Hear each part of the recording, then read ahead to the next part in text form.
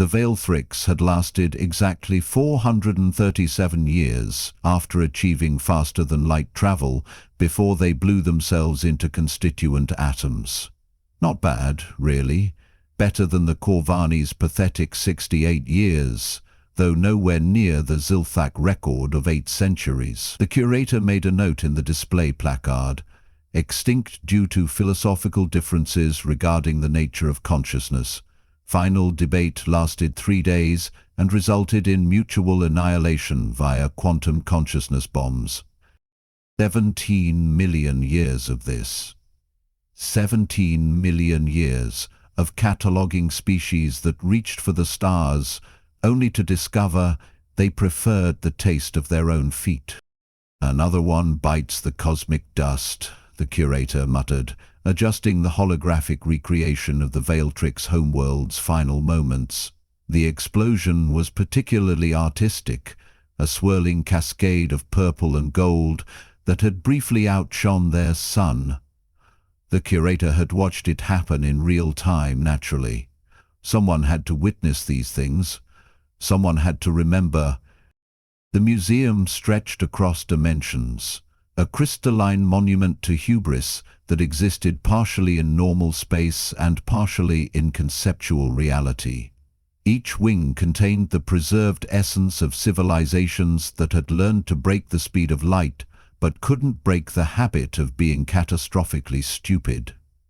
The curator walked through corridors lined with the remains of empires, their footsteps echoing in the silence that had become their closest companion. "Let's see," the curator said, consulting their mental catalogue. The Threen killed themselves, arguing over which shade of blue was most aesthetically pleasing. The Mordaki developed perfect virtual reality and forgot to eat. The Zenthorians achieved galactic peace and died of boredom within a generation.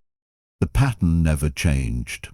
Step 1, discover fire. Step 2, invent the wheel. Step 3, split the atom. Step 4, reach the stars. Step 5, find an impressively creative way to cease existing. The curator had seen variations. Wars, plagues, ecological collapse, ascension to energy beings who immediately dissipated, mass conversion to philosophical schools that advocated non-existence. But the end result remained depressingly consistent. A soft chime interrupted the curator's contemplation. New signals. Another species had just achieved their first faster-than-light jump. Right on schedule, the curator sighed, pulling up the sensor data. Let's see what fresh disappointment the universe has delivered. The readouts showed a small blue-green world orbiting a remarkable yellow star. The species had taken the nuclear to spaceflight route, always a promising sign for spectacular self-destruction. Their first FTL vessel was crude, probably held together with whatever passed for their equivalent of prayer and stubbornness. Third planet. Oxygen-nitrogen atmosphere, carbon-based. Oh, how delightfully pedestrian. The curator began preparing a new wing of the museum. Based on the energy signatures, this species, designation unknown, though their radio chatter suggested they called themselves something like humans, would probably last about 2 centuries before finding an innovative way to stop existing. The curator paused the preparation protocols. Something about the radio intercepts was odd. Most species, upon achieving interstellar capability, transmitted messages of unity, wisdom, or cosmic brotherhood. These humans seemed to be arguing, loudly, about everything. Told you we should have brought more coffee. Navigation error was your fault, Peterson. Still say, the quantum drive makes that noise on purpose, just to annoy us. The curator listened with growing bewilderment. They were bickering about beverages and mechanical complaints, while crossing the cosmic threshold that had humbled the greatest civilizations in galactic history. It was like watching someone complain about the temperature while walking through the gates of enlightenment. Fascinating, the curator murmured. Most species spend their first FTL journey in reverent silence or philosophical discourse. These creatures are having a domestic dispute at light speed. The human vassal continued broadcasting its stream of complaints, technical discussions, and what appeared to be an ongoing argument about whose turn it was to clean something called a coffee maker. The curator had witnessed the death songs of empires, the final transmissions of dying worlds, the last words of species that had touched the face of eternity. This was decidedly different. "Perhaps they'll surprise me," the curator said, though 17 million years of experience suggested otherwise. "Perhaps they'll last 3 centuries before discovering some wonderfully creative method of self-obliteration." The museum's automated systems began constructing a new wing, crystal walls forming in anticipation of another extinct civilization's memorial. The curator watched the human ship's trajectory, calculating probable first contact scenarios. They'd find the museum, eventually. They always did, drawn by its impossible gravitational signature and the quantum echoes of so many vanished civilizations. And then, like all the others, they'd learned the great cosmic joke, that intelligence and wisdom were not the same thing, and that the universe's greatest gift to sentient species was an infinite capacity for finding new ways to prove their own inadequacy. The curator settled in to wait. In a few years, maybe a decade at most, they'd have new exhibits to catalogue and another tragic story to preserve. The only question was, what creative form of species-wide suicide these humans would choose. After all, in 17 million years, the pattern had never been broken. Not once. The humans found the museum 12 days later, which was actually impressive considering they'd managed to get lost twice and had spent 6 hours arguing about whether their instruments were broken or if space itself was acting weird. The curator watched their approach with the weary resignation of someone who had performed this dance thousands of times before. "Unknown structure detected," came the transmission from their lead vessel. "Readings are, well, they're completely impossible." "Define impossible, Commander Walsh," replied another voice. "I mean, it's the size of a small moon, but doesn't register on gravitational sensors. Also, it appears to be made of crystallized mathematics." "That's not a real thing, Walsh." "Tell that to the crystals, Dr. Kovac." The curator activated the museum's greeting protocols, projecting their consciousness into the main reception hall. A warm, golden light filled the space, designed to be welcoming to most oxygen-breathing species. The massive doors, each one carved from a single piece of temporal quartz, swung open with appropriately dramatic timing. Every species appreciated a good entrance. The humans entered and immediately began ruining the moment. "Oh, come on," said the first human through the door, a woman with graying hair and the look of someone perpetually unimpressed. "Mysterious ancient structure with dramatically opening doors. Really? What's next? Cryptic riddles and a booming voice." The curator, who had indeed been preparing to deliver a carefully crafted speech about the weight of cosmic history, paused. No species had ever criticized the aesthetics of their revelation before. "I am the curator of this repository," they said, manifesting as a shimmering humanoid figure. "I have maintained this memorial to—" "Memorial?" interrupted another human, this one carrying what appeared to be a scanning device. "These exhibits are completely inaccurate. Look at this Corvani display. You've got their social structure completely backwards. They were matriarchal, not patriarchal." The curator blinked. In 17 million years, no one had ever fact-checked them. "I observed their civilization directly," the curator replied, slightly offended. "I witnessed their final—" "From orbit," the human continued, now examining the holographic recreation with obvious skepticism. Because their archaeological record clearly shows.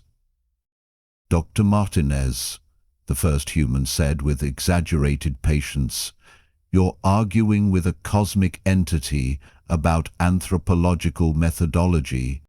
Xenoarchaeological methodology, Commander Walsh. And yes, I am. This display is garbage. The curator felt something unfamiliar stirring in their consciousness. After eons of reverent silence, someone was criticizing their work. It was unexpected. Perhaps, the curator said carefully, you would prefer to view the Threnek exhibit, their philosophical contributions to the concept of aesthetic perfection. Oh, these guys, another human had wandered over to the display reading the placard, killed themselves over paint colors. That's not philosophy, that's a design committee meeting gone wrong. Lieutenant Parker, Commander Walsh warned. What? Come on, Walsh. Philosophical differences regarding the nature of consciousness. They got into a fight about whether blue was too aggressive a color for their planetary flag. It says so right here in the cultural context files. The curator realized they were experiencing something new.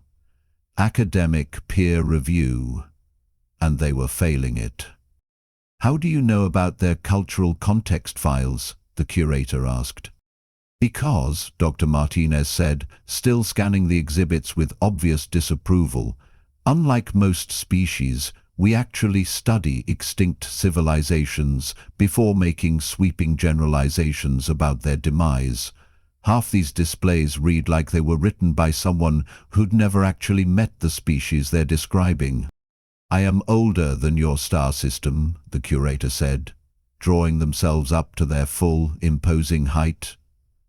I have witnessed the rise and fall of civilizations spanning. Yeah, and apparently you've been doing it wrong, Lieutenant Parker interjected. Look at this Xenthorian display. Died of boredom after achieving galactic peace? Are you kidding? They transformed themselves into a collective consciousness and decided physical existence was redundant. That's not boredom, that's transcendence. Dr. Kovich had wandered over to another exhibit. This one says the Vorthak Empire collapsed due to hubris and overreach. The actual historical record suggests they were wiped out by a gamma-ray burst. You've got natural disasters filed under. The curator felt their carefully constructed worldview developing what humans might call stress fractures. For 17 million years they had been the sole authority on cosmic history, the keeper of wisdom, the one who understood the great patterns of rise and fall. These humans were treating their life's work like an undergraduate thesis, with citation problems. Your species, the curator said, grasping for familiar ground, will follow the same path. You will achieve great heights, then destroy yourselves through... Through what? Commander Walsh asked, genuinely curious. Because looking at your track record, you seem to think every species dies for the same reason. They get too smart and forget how to exist. But that's not actually what happened to most of these civilizations, is it? The curator found themselves without an immediate answer. It was a new experience, and they didn't care for it. Some died from external factors, Dr. Martinez continued, still cataloguing inaccuracies. Some transcended physical existence. Some just moved on to other dimensions. You've classified every form of non-existence as felonious, but that's not science. That's philosophy. And pretty depressing philosophy at that, Lieutenant Parker added. Who made you the cosmic grief counselor? The curator realized they were having their first argument in 17 million years, and they were losing. 3 weeks later, the museum had been transformed into something the curator barely recognized. What had once been a solemn temple to cosmic tragedy now resembled a particularly chaotic university during finals week. Humans had arrived in waves. Archaeologists, historians, linguists, philosophers, and an unsettling number of people who called themselves graduate students and seemed to survive entirely on stimulants and spite. No, no, no, Dr. Hendricks was saying to a holographic projection of Veilthric city-states. You've got their entire economic system backwards. They weren't a post-scarcity society, they were a gift economy based on quantum entanglement obligations. The curator, who had been relegated to something resembling a research assistant, found themselves taking notes. Quantum entanglement obligations, they repeated slowly. It's obvious when you look at their architectural patterns, Dr. Hendricks continued, manipulating the display with casual familiarity. The spiral formations aren't artistic, they're mathematical representations of social debt networks. Hendricks is right, called out Dr. Yamamoto from across the hall, where she was completely redesigning the Corvani exhibit. And their consciousness bombs weren't weapons. They were philosophical art installations that got out of hand. Classic case of performance art exceeding safety protocols.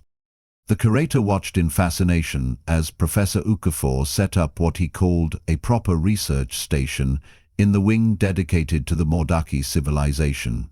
The problem with your analysis, he was explaining to a group of students, is that you're applying external judgment to internal cultural logic. The Mordaki didn't forget to eat because they were addicted to virtual reality. They deliberately chose to transition to a post-biological existence. But they died, protested one of the students. Did they? Professor Okafor asked. Or did they evolve beyond the need for physical forms? The curator here has been conflating change with fertilia for 17 million years. The curator felt an unfamiliar sensation that they eventually identified as embarrassment. What about the three-neck? Asked another student. They really did kill themselves over color preferences. Ah, said Dr. Rashid, looking up from a complex array of cultural analysis equipment. But why did color matter so much to them? Their neurological structure processed visual information as emotional data. To them, choosing the wrong color was literally choosing the wrong emotion for their entire civilization. It wasn't vanity. It was existential mathematics. The curator found themselves frantically updating exhibit descriptions for the third time that day. The humans had an unsettling tendency to make everything more complicated than it had seemed. "Excuse me," said a voice behind them. The curator turned to find Commander Walsh holding a tablet covered in incomprehensible charts. "We need to talk about your data collection methodology." "My methodology? You've been observing these civilizations from a distance, right? Cosmic perspective, broad view, that sort of thing." "Yes," the curator said cautiously. "I have watched the rise and fall of—" "Right, but you haven't actually talked to any of them, have you? Before they died, I mean." The curator paused. In 17 million years, it had never occurred to them to simply ask a civilization why they were ending. "I observed, I catalogued, I preserved. But you never interviewed anyone." "They were dying," the curator said, though the words felt hollow even as they spoke them. "Some of them took centuries to die," Walsh pointed out. "The Zilthak lasted 800 years after first contact with whatever killed them. That's a lot of time for conversation." Dr. Kovich wandered over, carrying what appeared to be a reconstructed piece of Zentorian technology. "Walsh, you need to see this. I think I figured out what actually happened to them." "Please don't tell me they died of boredom," the curator said wearily. "Quite the opposite," Dr. Kovac grinned. "They didn't die at all. They built a civilization-scale quantum computer and uploaded themselves into it. Then they went exploring alternate realities. According to their final transmissions, they found the experience so interesting they decided to stay." "That's not extinction," the curator said slowly. "Nope. That's Tuesday. For a sufficiently advanced civilization. You've been running a museum of life transitions, not a graveyard." The curator looked around at the bustling activity filling their ancient halls. Humans had turned their memorial into a research center, their tragedy into curiosity, their wisdom into a collaborative investigation. They were noisy, argumentative, and completely lacking in proper reverence for cosmic mysteries. They were also right about almost everything. "Dr. Martinez," the curator called out, "could you help me understand something?" Dr. Martinez looked up from where she was trying to decode Corvani poetry. "Sure, what's up?" "Well, haven't you destroyed yourselves yet?" And the question brought the entire hall to a sudden silence. Dozens of humans turned to stare at the curator, who realized they had just asked the question that had been bothering them for weeks. Dr. Martinez set down her translation equipment and grinned. "Because we're too busy arguing with each other to agree on how to do it properly." The laughter that followed Dr. Martinez's comment echoed through halls that had known only silence for eons. The curator watched as humans returned to their work, debating methodologies and shouting corrections across the vast space, and felt something fundamental shift in their understanding. "You think that's a joke?" the curator said quietly to Commander Walsh, who had remained nearby. "Isn't it?" Walsh replied, though her expression suggested she was reconsidering. The Veilthrix achieved perfect philosophical unity before their final debate, the curator said, accessing records they hadn't reviewed in millennia. The Corvani had eliminated all social discord through technological enhancement. The Zenthorians created a civilization based on complete consensus. Dr. Okafor overheard and approached, his eyes bright with academic interest. "And they all stopped existing shortly after achieving harmony." "Correlation or causation?" asked Dr. Yamato, joining the impromptu discussion. The curator began pulling up comparative data, their processing systems working faster than they had in centuries. The Mordaki eliminated all interpersonal conflict through their virtual reality networks. Average lifespan of their civilization post-harmony, 47 years.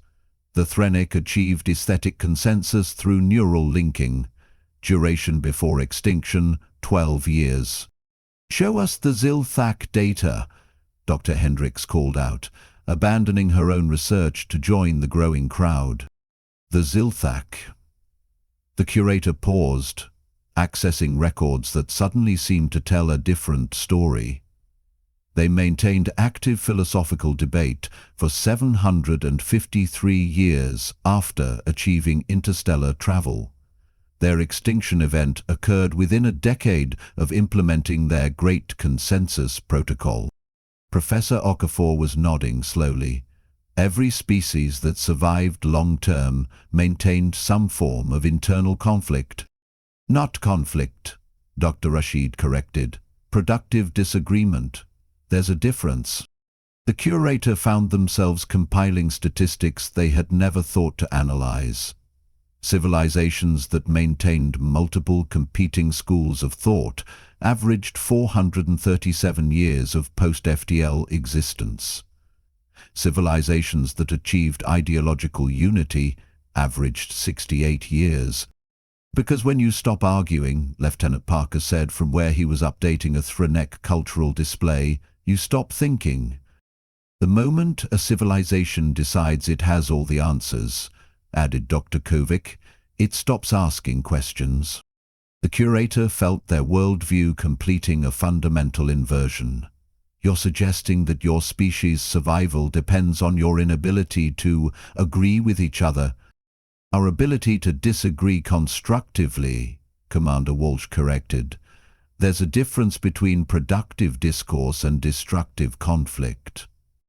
"Though we're pretty good at destructive conflict too," Dr. Martinez added cheerfully. "We just don't let it end the conversation permanently." The curator accessed humanity's historical records, data they had dismissed as irrelevant noise. Wars that ended in negotiated peace rather than total victory. scientific theories that coexisted despite contradicting each other, political systems built on institutionalized disagreement, religious traditions that thrived on theological debate. Your species has been at war with itself for millennia, the curator observed. And we're still here, Dr. Yamamoto pointed out. Every time we think we've figured everything out, someone shows up to prove us wrong. It's annoying, but it keeps us honest. The Corvani would have called this chaos, the curator said, reviewing the species' final transmissions. The Corvani are dead, Professor Okafor replied bluntly. We're not. The curator surveyed their transformed museum, watching humans argue about archaeological interpretation, debate historical analysis, and loudly disagree about the proper way to preserve ancient cultural artifacts. The noise was incredible. The disorder was absolute. The intellectual vitality was unprecedented. 17 million years, the curator mused aloud, and I never understood what I was actually documenting. What were you documenting? Asked Dr. Hendricks. The price of wisdom, the curator replied. Every species I catalogued had achieved something I thought was enlightenment, perfect knowledge, universal agreement, cosmic understanding. They had found the answers. And then they died, Walsh said, because they stopped looking for better questions. The background noise of human argument continued unabated. Dr. Martinez was now engaged in a heated discussion with 3 graduate students about Corvani poetry, while Dr. Kovac and Lieutenant Parker debated the proper way to translate quantum mathematics into standard notation. The sound was chaotic, cacophonous, and utterly alive. So what happens now? The curator asked. Commander Walsh looked around at the bustling research center that had once been a monument to cosmic failure. Now? We keep arguing, we keep questioning, we keep being wrong about things, so we can learn to be less wrong. And if you're right about this pattern, Dr. Okafor added, we keep surviving. The curator made a final update to their records, a new classification that had never existed in 17 million years of observation. Status, ongoing, survival mechanism, institutionalized disagreement, prognosis, unpredictable but persistent. Somewhere in the distance, Dr. Martinez and her graduate students had moved from poetry to archaeology, their voices rising in enthusiastic discord. The curator listened to the sound, not the death song of another civilization, but something entirely different.